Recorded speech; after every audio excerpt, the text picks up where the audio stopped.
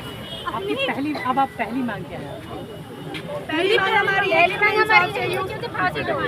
24 घंटे के आप अवर कंट्रीज में देखें, सब कुछ भी होता है लड़की के साथ, कहीं पर भी कुछ भी होता है, फौरन 24 घंटे के अंदर फैसला होता है। एक हमारी कंट्री इंडिया पीछे है कि लड़की के साथ न जाने कितनी लड़कियों के साथ कितने गंदे गंदे काम हो रहा है, बलात्कार हो रहा है, उनके मर्डर हो रहे हैं। ये कब तक ऐसे चलता रहेगा? तब तक लड़की इंडिपेंडेंट, लोग कहते हैं इंडिपेंडेंट हो गई, तो लड़कियाँ आज भी इंडिपेंडेंट नहीं है। जब तक आप लोग एक कानून अच्छा नहीं बनाएंगे, हाथ के हाथ इनका फैसला नहीं करेंगे, साथ नहीं देंगे, जब तक लड़कियाँ सरकारें कहती है कि महिलाओं को सुरक्षा देगा, क्या नहीं लगता?